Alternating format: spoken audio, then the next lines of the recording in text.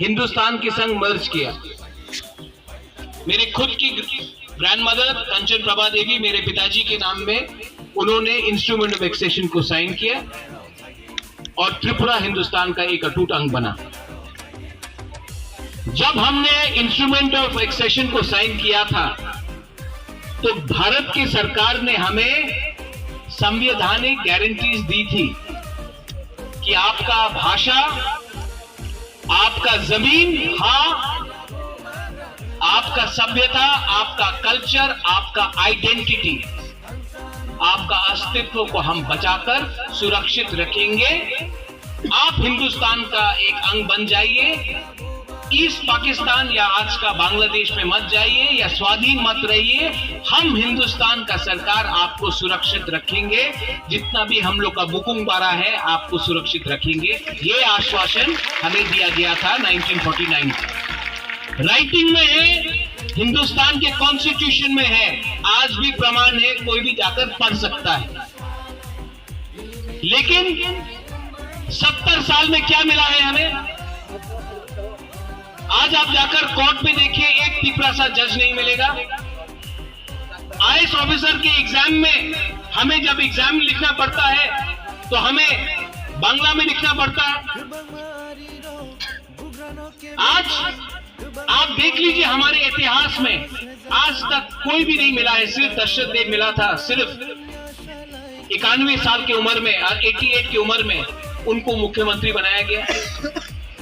आज प्रशासन हमारे संग नहीं है, आज व्यवस्था हमारे साथ नहीं है, आज पूरा का पूरा सिस्टम हमारे साथ नहीं है।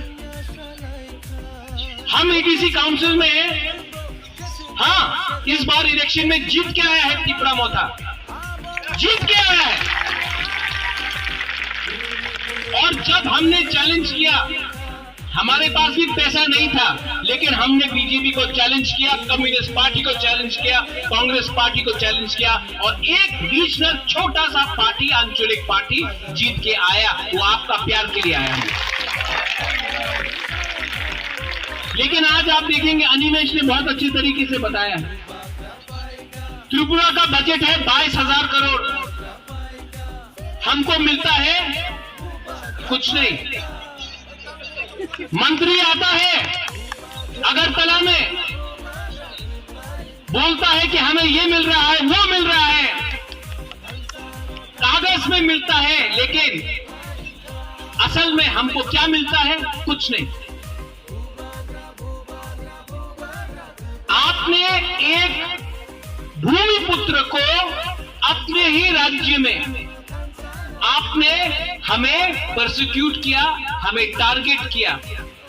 आज संजय सिंह जी, पूरा नॉर्थ ईस्ट में आप जाकर एक सवाल पूछिए और पूरा नॉर्थ ईस्ट आपको एक ही जवाब देगा, हम दूसरा त्रिपुरा नहीं बनना चाहते हैं। पूरा नॉर्थ ईस्ट ये बोलता है। ये सच बात है कि आप पंजाब जाएंगे तो आप पंजाब का कल्चर देखना चाहेंगे। जब मैं महाराष्ट्र जाता हूं तो मुझे लगता है कि मैं मराठा या महाराष्ट्रन कल्चर देखूं। जब मैं बंगाल जाता हूं तो मैं रविंद्रनाथ टैगोर, ईश्वर चंद्र विद्यासागर, जगदीश चंद्र बोस के बारे में पढ़ूं। जब मैं हिमाचल जाता हूं तो मैं हिमाचल का इतिहास देखना चाहता हूं। लेकिन आप त्रिपुरा आएंगे तो आपको नहीं लगेगा कि आप हिंदुस्तान में, आपको लगेगा कि आप बांग्लादेश के एक एक्सटेंशन में।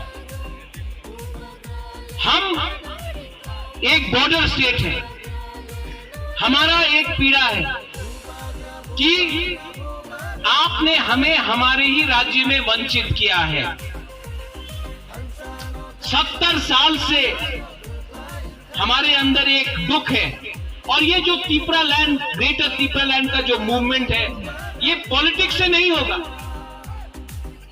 ये हमारा सर्वाइवल के लिए है। क्योंकि 2026 में फिर से डिलिमिटेशन होगा और जब डिलिमिटेशन होगा उसके बाद फिर से असेंबली में सीट्स बढ़ेंगे।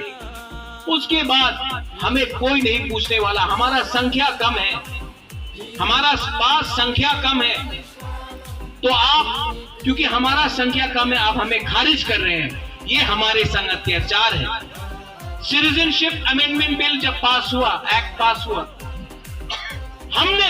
मैंने सुप्रीम कोर्ट में केस फाइल किया। आज भी सुप्रीम कोर्ट में केस चल रहा है।